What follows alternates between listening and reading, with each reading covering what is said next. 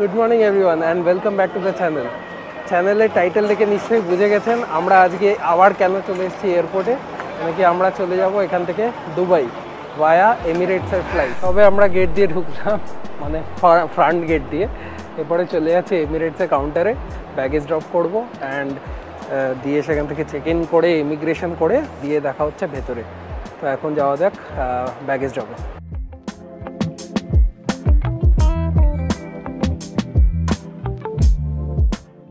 Finally আমাদের check in হয়ে গেল, ইমিগ্রেশন হয়ে গেল। টোটাল 15 মিনিটও লাগেনি, ওদের 50 মিনিটস একদমই খালি ছিল, একদমই খালি। মানে কলকাতা এয়ারপোর্টে ইন্টারন্যাশনাল ইমিগ্রেশন সবসময় খালি থাকে। আমরা যখন ভিয়েতনাম গেছিলাম সেইবারেও দেখেছিলাম সেম জিনিস, একদমই সময় লেগেছিল না। এইবারেও খুব একটা সময় লাগেনি। ওই আমাদের অনেকগুলো ইলেকট্রনিক্স থাকে বলে একটু সময়টা বেশি লাগে, otherwise no chance of any delay. তো এখন আমরা ভেতরে ঢুকে গেছি। এইবারে লাউঞ্জে আর যাবো না, তার কারণ এমিরেটসে যাচ্ছি, অলরেডি খেতে দেবে অনেক কিছুই। তো লাউঞ্জে যাওয়ার ইচ্ছা নেই, কারণ লাউঞ্জে গিয়ে আমরা লোভে পড়ে অনেক কিছু খেয়ে নিই, দিয়ে আর ফ্লাইটে খেতে পারি না। তো এবারে ঠিক করে এসেছি বাড়ি থেকেই যে লাউঞ্জে ঢুকবো না। এখন একটু হালকা খিদে পাচ্ছে, ভালোই খিদে পেয়ে গেছে আমার, কিন্তু ভোরবেলা উঠলেই ভালোই খিদে পেয়ে যায় একদম। সেই কারণেই আর কি, দেখি বাইরে কিছু টুকটাক খাওয়া যায় যদি খাবো, কিন্তু লাউঞ্জে ঢুকবো না। এখন বাজে হচ্ছে 6:52 আর আমাদের বোর্ডিং হচ্ছে 8:55। আমাদের ফ্লাইট হচ্ছে 8:55, ফ্লাইট 8:55 না, বোর্ডিং হচ্ছে 8:25 না 35 হচ্ছে। তো আমরা খুবই এক্সাইটেড, আমাদের থার্ড ইন্টারন্যাশনাল ট্রিপ টুগেদার। আর দেখা যাক কেমন হয়, তোমাদের সাথে নিশ্চয়ই শেয়ার করবো সবই এক্সপিরিয়েন্স। সো দেখতে থাকো। তো এখন আমরা কলকাতা ইন্টারন্যাশনাল এয়ারপোর্টের যে সো কল্ড ফুড কোর্ট, যেখানে কি মাত্র 3টে দোকান আছে, সেখানে দাঁড়িয়ে আছি। আর যে কটা অপশান ছিল তার মধ্যে থেকেই নিচ্ছি। মানে I am very disappointed to see this condition of Kolkata international airport. তো যাই হোক, যা আছে সেটা দেখেই মানে খুব খারাপ লাগছে। তো তাই তার মধ্যেই আমরা ম্যানেজ করছি। এখানে ইডলি অর্ডার দিয়েছি আর একটা মোমো অর্ডার করেছি, সেটাই খাবো। আর ফ্যাসিলিটি ভালো না হলেও দাম কিন্তু যথেষ্টই ভালো। 2টো ইডলি আর একটা বড়া আমরা খেলাম, কত 400 টাকা অ্যারাউন্ড দাম পড়লো। আর 1 প্লেট ওয়াও মোমো থেকে চিকেন মোমো, যেটা আই থিঙ্ক 120 রুপিসে আমরা পাই, যেটা দার্জিলিং মোমো, সেটা এখানে 250 রুপিস দাম আছে। তো মানে ফ্যাসিলিটি জিরো, কিন্তু দামটা একদম টপে আছে আর কি।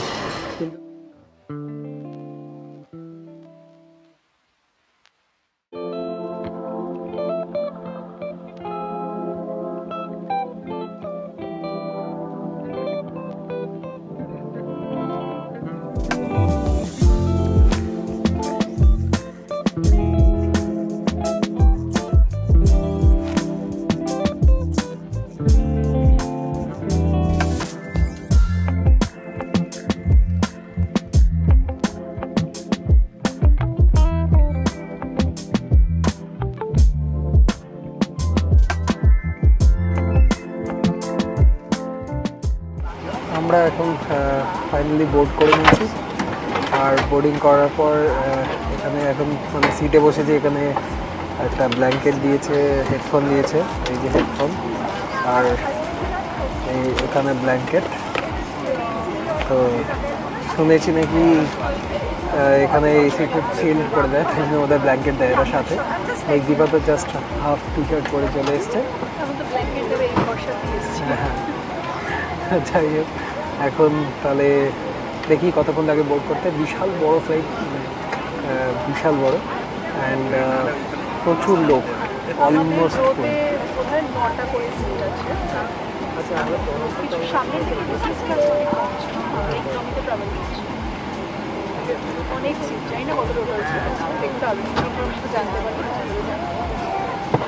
তো এখন এমিরেটসের ফ্লাইট এনজয় করি।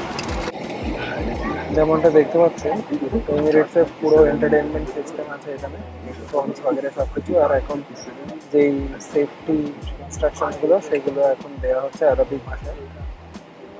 আর সাথে ব্ল্যাঙ্কেট আর এই ডিটেলটা আগেই দেখালাম। এবার ইংলিশে শুরু হলো, আমরা এবার একটু শুনবো।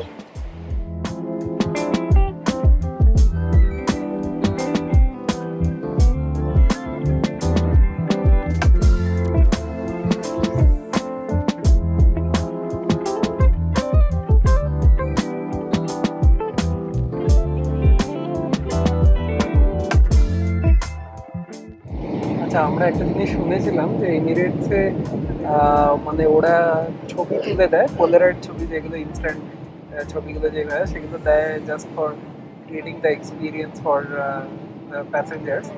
তো বিভিন্ন এসে ওরা বিভিন্ন সিটে অফার করছিল।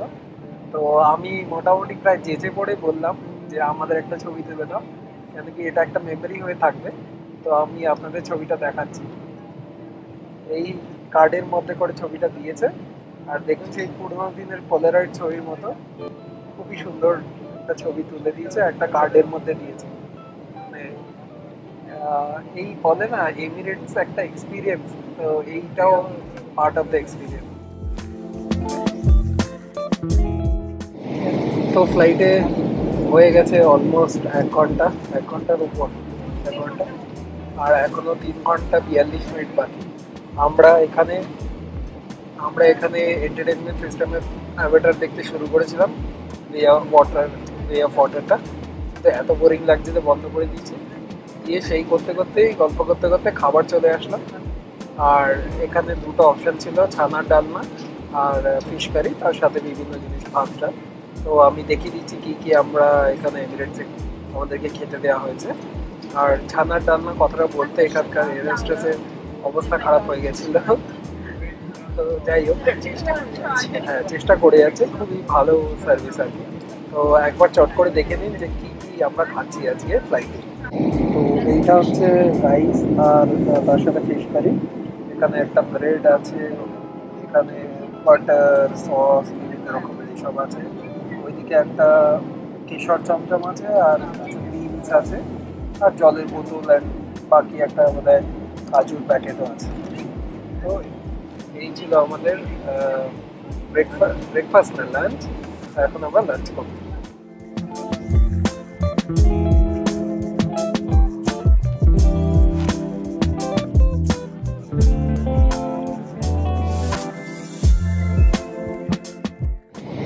অবশেষে 5 ঘন্টার ফ্লাইট আমরা কাটিয়ে নিয়েছি, আর 5 মিনিটই বাকি, 4 মিনিট টু বি প্রিসাইজ, দিয়ে নেমে যাব আমরা দুবাইতে। তো এখন বাইরে দেখছিলাম পুরো মরুভূমি দেখা যাচ্ছে, এখনো বিল্ডিং এত দেখতে পাই। তো এখনো অব্দি বেশ প্লেজেন্ট ফ্লাইট, এখনো কানে কালা লাগছে। তো আপনাদেরকে ল্যান্ডিংয়ের কিছু গ্লিম্পসেস দেখিয়ে দেবো। তো এরপরে ল্যান্ড করে কথা হবে।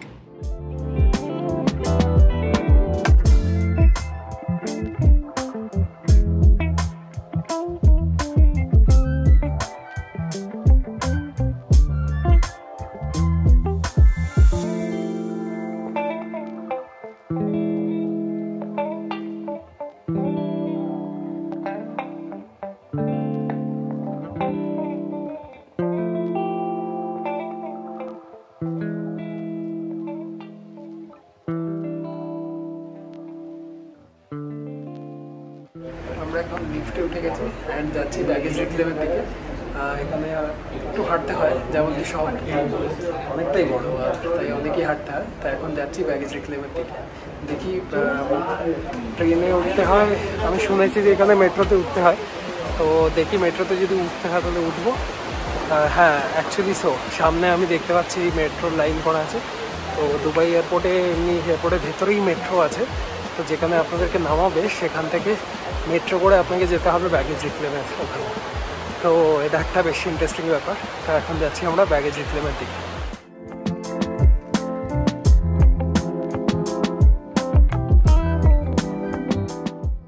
আমরা পৌঁছে গেছি দুবাই এয়ারপোর্টে, আর আমাদের ইমিগ্রেশনও হয়ে গেছে। এখন ব্যাগেজ কালেকশন এখানে দাঁড়িয়ে আছি। ব্যাগেজ কালেকশন হয়ে গেলে এখান থেকে বেরিয়ে আমার মনে হয় কাস্টমস হবে, দিয়ে সেখান থেকে চলে যাব আমরা মেট্রোতে উঠে আমরা আমাদের হোটেলের দিকে চলে যাব। এখান থেকে ক্যাবও করা যায়, মেট্রো নেওয়া যায়, অনেকগুলো ডিফারেন্ট টাইপ অফ ট্রান্সপোর্টেশন আছে, এগুলো ইজিলি অ্যাভেলেবেল। তো আমরা মেট্রোটাই নেবো, কেন কি ওটা খুব convenient and obviously chip.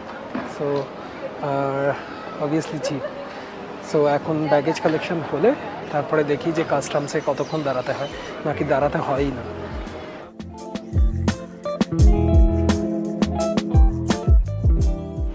Finally baggage collection plus customs বা সব কিছু হয়ে গেছে। কাস্টমস কিছুই না, কাস্টমসে গেট দিয়ে জাস্ট বেরিয়ে আসা। আমাদের তো আর কিছু ডিক্লেয়ার করার নেই, যাদের ডিক্লেয়ার করা আছে তাদের জন্য আর কি বেশি টাইম লাগে। তো এখন আমরা চলে যাচ্ছি মেট্রোর দিকে। এখান থেকে মেট্রো করে আমি যা ইনফরমেশন দেখেছি ডিএমসিসি বলে স্টেশনে যেতে হবে। তো এখন আমরা দেখছি যে কানেক্টিং স্টেশনটা কোথায়। তার আগে আমাদের নল কার্ডও বানাতে হবে, যেটা কি এখানকার পাবলিক ট্রান্সপোর্টের জন্য খুবই জরুরি। এই নল কার্ডের ব্যাপারে আরও ডিটেলসে আমি বলছি। তো এয়ারপোর্ট থেকে যেখানে মেট্রোর ডিরেকশন দেওয়া ছিল উঠেই একটা ইনফরমেশন ডেস্ক আছে, দুদিকেই আছে টিকিটস বা ইনফরমেশন ডেস্ক। সেখানে গিয়েই আমরা ফার্স্টে নিলাম সিলভার কার্ড। আমাদের পড়লো 25 AED। AEDকে মানে ইন্ডিয়ান কারেন্সি করার জন্য 23 দিয়ে গুণ করতে হবে, 23 দিয়ে। তো 25 AED করে লাগলো আমাদের পার কার্ড। তো তার মধ্যে ব্যালেন্স থাকবে 19 AED, আর বাকিটা রিফান্ডেবল, যেটা কি আমি যদি ফেরার সময় কার্ড ফেরত দিয়ে দিই তাহলে পেয়ে যাবো। তো এখন আমরা সেই নিয়ে চলে যাচ্ছি মেট্রোর দিকে।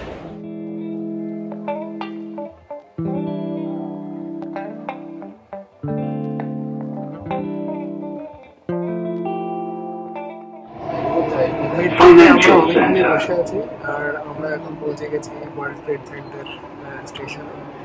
আর মিউজিয়াম অফ দ্য ফিউচার একটু আগে গেল, এখান থেকে আমরা দেখলাম রাস্তার মধ্যে পড়ে। তো আমরা মেট্রো করেই ঘোরার প্ল্যান করছি, কেন কি নল কার্ডটা করে নিলাম এই জন্যই, এটা চিপ হবে অনেক কম্পেয়ার টু আদার ট্রান্সপোর্ট। তো ডিএমসিসি মেট্রো স্টেশন অব্দি আমরা যাবো। ডিএমসিসি মেট্রো স্টেশন থেকে ইদার ট্রাম ধরা যায় বা আমরা ভাবছিলাম করে নিয়ে চলে যাবো আমাদের হোটেলে। ওখান থেকে 2-3 কিলোমিটারসে আমাদের হোটেলটা। তো ওখানে পৌঁছে ডিসাইড করবো যে ট্রামে যাবো নাকি ক্যাব করবো, যেটা মানে সুটেবল হবে সেটাই করবো। কেন কি ট্রাম থেকে নেমে হয়তো 1-1.5 কিলোমিটার হাঁটতে হতে পারে। চেষ্টা করবো যে চেষ্টা করবো। মেট্রোর ব্যাপারে আলাদা করে কিছু বলার নেই, যেমন আমাদের এখানে দিল্লি বা কলকাতার মেট্রো সেমনি মেট্রো। একটাই মেজর ডিফারেন্স, সেটা হচ্ছে এইগুলো ড্রাইভারলেস, ফুললি অটোমেটেড। সব কিছুই অটোমেটেড। এখানে দরজা খোলা, ট্রেনের ব্রেকিং, চলা, করা সব কিছুই অটোমেটেড। ওটাই একটা বেশ ইন্টারেস্টিং ফ্যাক্ট যে পুরো একটা মেট্রো নেটওয়ার্ক পুরো শুধুমাত্র অটোমেটেড ইয়েতেই চলছে। আর আমরা এখন বিল্ডিং মানে বিভিন্ন বিল্ডিং দেখে আমরা অবাক হয়ে যাচ্ছি। ওখানে বুর্জ খলিফার ইয়েটা গেল আর কি স্টেশনটা। আর আমরা দেখতে যাচ্ছি, যদিও অরিত্র মাঝখানে বলছিল দেখে সাইবার সত্যি তাই। যাই হোক, এখন যাওয়া যায় হোটেলের দিকে।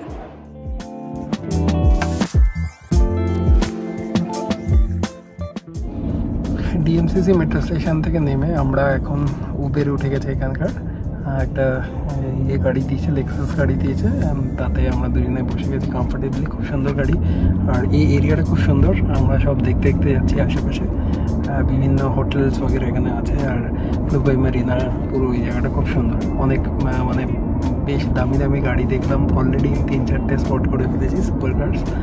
তো সব মিলিয়ে বেশ বেশ মজার এক্সপিরিয়েন্স। মানে ওই বলে না, শুধু এখানে হচ্ছে সব কিছুই চকচক আর কি, চকচকে আর কি, যা যেদিকে তাকাবেন সেদিকেই সোনা আর কি, এমনি টাইপের ব্যাপার।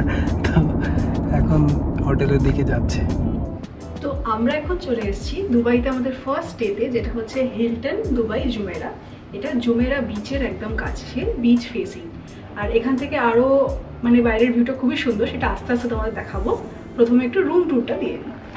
তো এন্ট্রি এরিয়া দিয়ে ঢুকে এসেই রাইট সাইডে ড্রেসিং মিরর আছে, আর কিছু চা কফি কিট দেওয়া রয়েছে, glasses and complimentary water bottle দেওয়া রয়েছে। আর এদিকে হচ্ছে ওয়াশরুম, ছোটোর উপর খুবই সুন্দর নিট অ্যান্ড ক্লিন ওয়াশরুম। বিশাল বড় একটা মিরর দেওয়া রয়েছে, এখানে রেডি হতে খুবই সুবিধা হবে।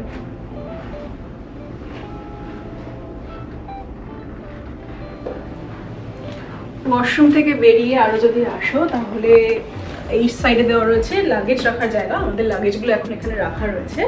আর উল্টো দিকে রয়েছে একটা বিশাল সাইজের কিং সাইজের বেড, পরিষ্কার পরিচ্ছন্ন সুন্দর, এবং পেন্টিংও লাগানো রয়েছে দেওয়ালে, যেটা খুব দেখতে ভালো লাগছে।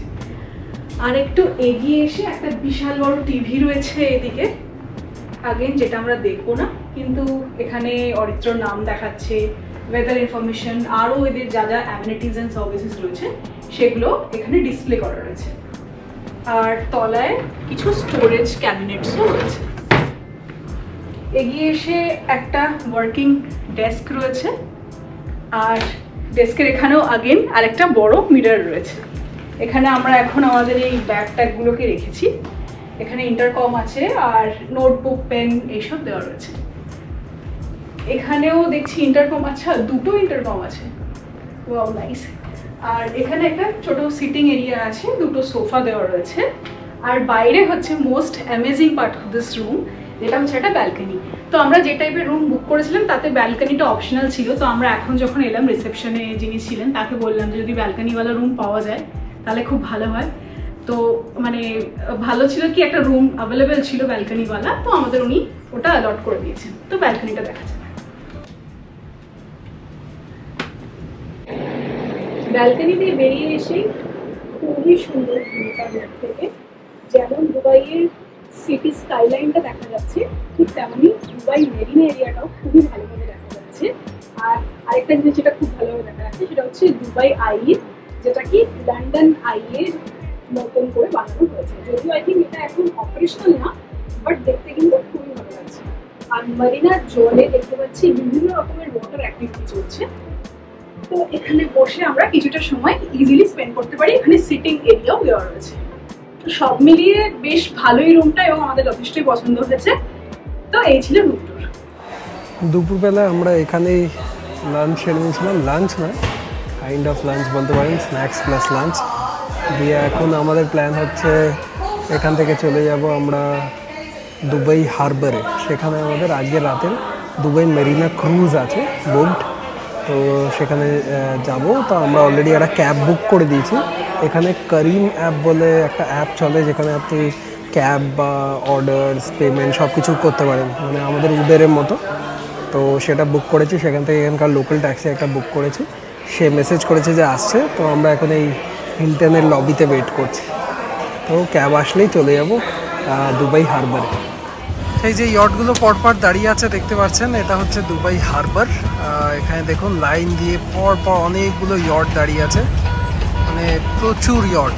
আর এইটা হলো হারবারটা বা দুবাই মারিনাটা, এখানে আমাদের আজকের ক্রুজ। আর এখানে অলরেডি চেক ইনের জন্য অনেক লোক দাঁড়িয়ে আছে, আমরাও ওয়েট করছি তার মধ্যে একজন। মানে আমাদের পেছনে প্রচুর বিল্ডিং দেখা যাচ্ছে, আমি জানি না কতটা দেখা যাচ্ছে ক্যামেরায়, নো আইডিয়া।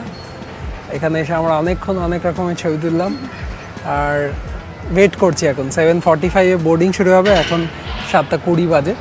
তো কিছুক্ষণ ওয়েট করতে হবে, অনেক লোকেই এসে গেছে অলরেডি। তো এখানে করে তারপরে ওপরে ক্রুজে উঠে আপনাদের দেখাচ্ছি বাকিটা। ততক্ষণ দুবাইয়ের স্কাইলাইনটা একটু দেখুন।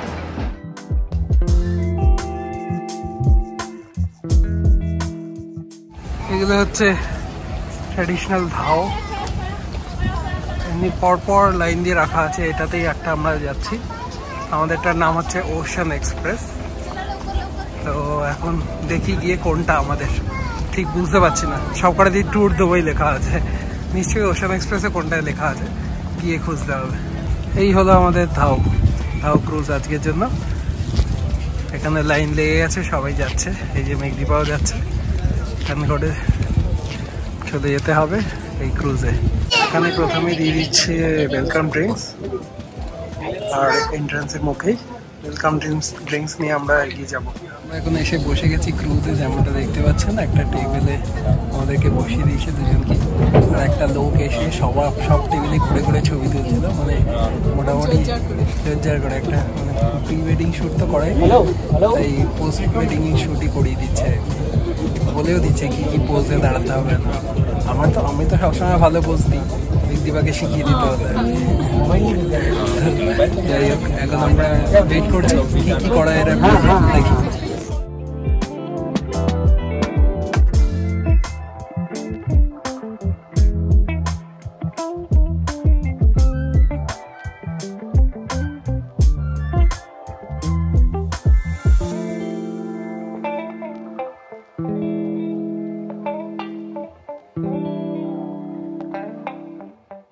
আমরা এখন শুরু করে দিয়েছি ক্রুজে বোর্ড চালু হয়ে গেছে, আস্তে আস্তে যাচ্ছি। আমাদের পুরো স্কাইলাইনটা দেখাবে, আর এখন আমরা একটু এনজয় করবো, আমাদেরও হালকা গ্লিমসেস দেখে নেবো, দিয়ে ডিনার দিলে ডিনারও করবো।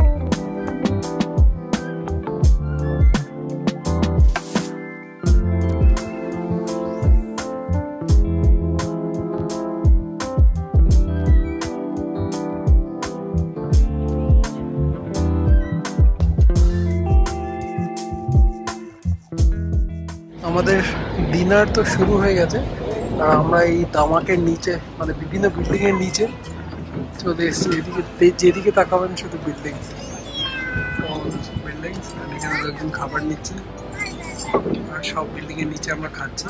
এই যে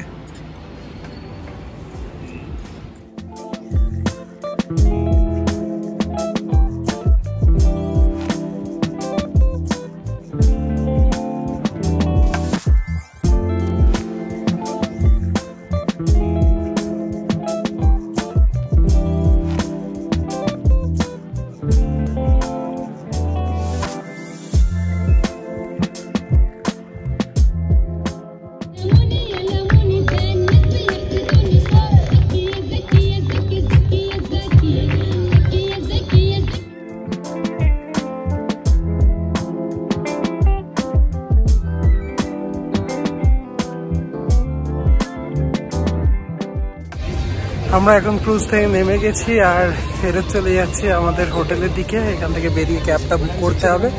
তো আজকের দিনটা এখানেই শেষ করছি, আবার দেখা হবে পরের ব্লগে।